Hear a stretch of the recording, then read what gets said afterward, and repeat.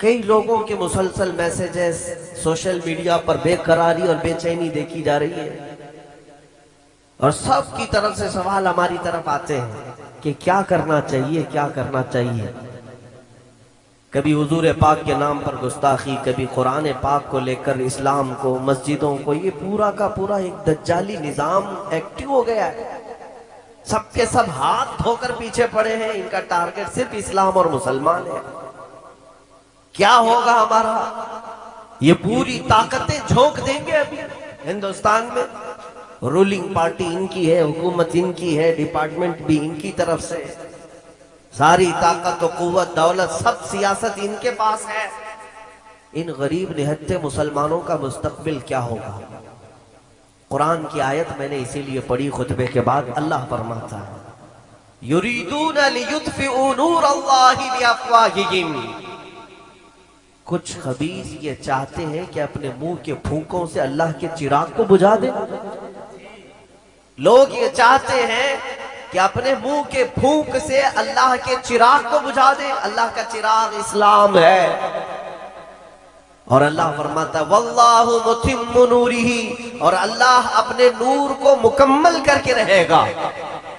یہ دین پوری دنیا پر غالب آ کر رہے گا، چاہے تمہیں پسند ہو یا نہ ہو۔ کیا بات، بے شک بے شک، سبحان اللہ سبحان۔ نفرت میں تم کڑتے رہو، جلتے رہو، لیکن اسلام کی فطرت میں قدرت نے وہ لچک دی ہے، جتنا ہی دباؤ گے اتنا ہی وہ ابھرے گا۔ اے میرے غیور نوجوانوں، جو بے قراری کے عالم میں جی رہے ہیں، جو سراسیمگی تمہارے درمیان پھیلی ہے، جو ڈر اور خوف کے ماحول میں تمہیں آج جس کیفیت نے مبتلا کیا ہے، میں ایک بات عرض کروں گا، کچھ نہیں ہونا ہے۔ اسلام کا کچھ نہیں بگڑے گا، میرے رسول کی ذات کا کچھ نہیں ہونا ہے۔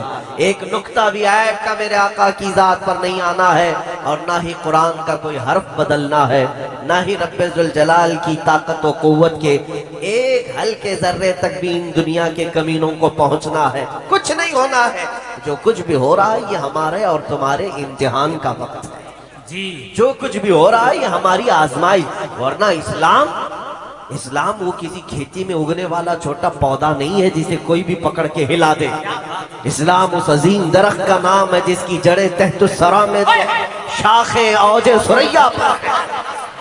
اس کا تنا تو دور کی بات، اس کا پتا نہیں ہلا سکتے، اور ہر زمانے میں اسلام کو مقابلوں سے، منکرین سے اور دشمنوں سے مقابلہ رہا ہے، لیکن ہر دور میں اسلام پھلتا پھولتا رہا ہے۔ اور آج بھی کان کھول کر کے سن لے وہ ظالم، تم پوری طاقتیں لے کر کے بھی میرے اس دین کا کچھ نہ کر سکو گے۔ زیادہ سے زیادہ ہماری گردنیں مار سکتے ہو، زیادہ سے زیادہ ہمارے بچے مار سکتے ہو، زیادہ سے زیادہ بلڈوزر چلا کر کے یہ بلڈنگیں توڑ سکتے ہو، لیکن ایک بات یاد رکھنا، ایک چراغ بجھاؤ گے مولا 100 چراغ روشن کرے گا، بے شک 100 چراغ روشن کرے گا۔ اور ہمارا معاملہ تو یہ ہے میرے عزیزوں، میں ڈر اور خوف سے تمہیں نکالنے کے لیے بات کر رہا ہوں۔ ڈر اور خوف سنیوں کو تو زیب دیتا بھی نہیں جی، اور جس کے نگہبان اعلیٰ حضرت ہو، اور وہ اپنے درس میں یہ ہم سب کو سمجھاتے بھی ہو، خوف نہ رکھ رضا ذرا تو تو ہے عبد مصطفیٰ، خوف نہ رکھ رضا ذرا تو تو ہے عبد مصطفیٰ، تیرے لیے امان ہے، تیرے لیے امان ہے۔ نعرہ تکبیر، نعرہ رسالت، نعرہ غوثیت، مسلک اعلی حضرت، کلام اعلی حضرت۔ عزیزوں، سنیوں کو تو ڈر زیب نہیں دیتا۔ اور پھر میں آخری جملہ یہ اس ڈر اور خوف کے لیے جو استعمال کیا جاتا ہے اس کی بھی وضاحت کر دوں۔ ہمارے بچے اب سنبھل چکے ہیں الحمدللہ۔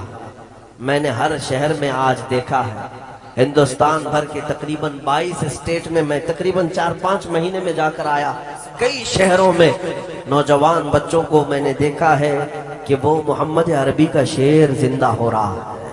نبی اکرم صلی اللہ تعالیٰ علیہ وسلم کے غلام اور وفادار اب بیدار ہو رہے ہیں، اس لیے کہ دنیا جب ڈراتی ہے تو کس بات سے ڈراتی ہے؟ موت سے ڈراتی ہے، پھانسی سے ڈراتی ہے۔ یہی چیزیں ہیں جو ڈر کی ہیں دنیا میں۔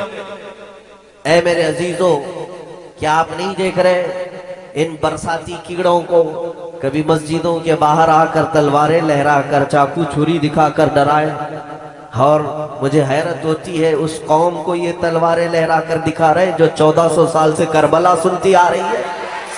اللہ اللہ اللہ اللہ، الحمدللہ ہمارا ہر بچہ یہ جانتا ہے۔ تاج الشریعہ، توجہ، تاج الشریعہ، تاج الشریعہ، تاج الشریعہ، تاج الشریعہ، تاج الشریعہ، تاج الشریعہ، زندہ باد، زندہ باد، اللہ اکبر، بہت اچھا ہے۔ اب آپ حضرات پوری تقریر سن لے، ہونے کے بعد سب ایک ساتھ نعرے لگیں۔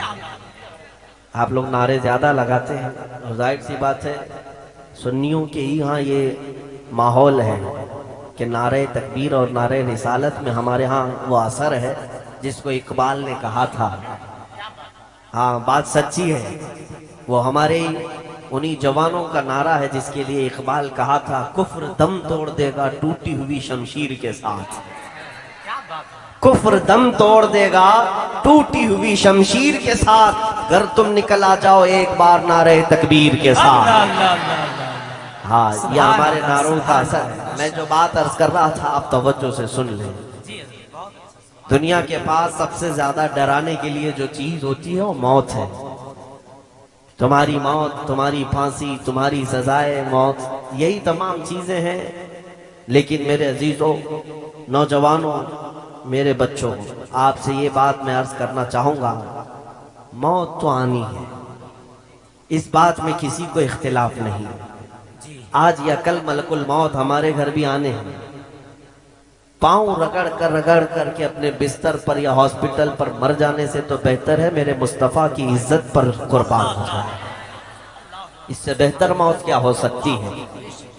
ہاں ادھر موت آئے تو سمجھ میں نہیں آتا کوما میں آئی کہ کینسر میں آئی کہ کس میں آئی، لیکن حضور کی محبت میں آئے تو اتنا تو پکا ہے کہ روح نکلنے سے پہلے سرہانے وہ ضرور تشریف لاتے ہیں، وہ ضرور تشریف لاتے ہیں۔ تو موت کا ڈر اور موت کا خوف اپنے سینے سے نکالو، اور پھر ببانگے دہل یہ دنیا کو بتاؤ کہ اسے موت سے ڈراؤ جو جینا چاہتا ہے، جسے جینے کا شوق ہے اسے موت سے ڈرانا چاہیے۔ اور ہم تو روز رات اس انتظار میں سوتے ہیں کہ اگر روح نکلی تو میرے مصطفیٰ کا دیدار ہو جائے۔ ہم قبر میں بھی جاتے ہیں تو نبی اکرم صلی اللہ تعالیٰ علیہ وسلم کے دیدار کی غرض لے کر کے جاتے ہیں۔ بہرحال جو بات میں عرض کر رہا ہوں وہ توجہ سے سنیں کہ اسلام کا کچھ نہیں بگڑے گا، قرآن کا کچھ نہیں، رسول پاک کی ذات کا حال تو یہ ہے، یہ ہزار بھونکتے رہیں کچھ نہ ہونا ہے، رہے گا یوں ہی ان کا چرچا رہے گا، رہے گا یوں ہی ان کا چرچا رہے گا، پڑے خاک ہو جائیں جل جانے والے، یا رسول اللہ تو گھٹائے سے کسی کے نہ گھٹا ہے نہ گھٹے گا، جب بڑھائے تجھے اللہ تعالیٰ تیرا، مٹ گئے مٹتے ہیں مٹ جائیں گے آدھا تیرے، نہ مٹا ہے نہ مٹے گا کبھی چرچا تیرا۔ حضور پاک کی ذات کا بھی یہ کچھ نہ کر سکیں گے، لیکن اتنی بات ضرور ہے کہ تمہارا اور ہمارا امتحان ہو رہا ہے۔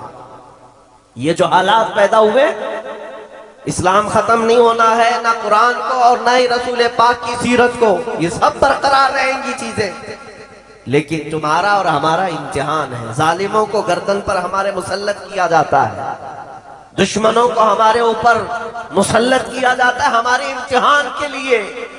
اب ان کا انجام کیا ہوگا وہ تو دنیا دیکھے گی، لیکن اے میرے عزیزو اس امتحان کی گھڑی میں اب یہ دیکھا جائے گا کہ بغیر صرف اور صرف ٹوپی اور داڑھی کے نام پر مسلمان ہے یا پھر حقیقت میں اپنی جان سے حضور کے لیے قربان ہے۔ ہاں اب یہ سب آپ کو ایک سال کے اندر دیکھنا بڑے بڑے چہرے سامنے آنے لگ جائیں گے۔ یہ امتحان کی گھڑی اس لیے آئی ہے کہ یہ پتہ لگ جائے کہ اس جماعت میں کتنے کھرے ہیں اور کتنے کھوٹے ہیں۔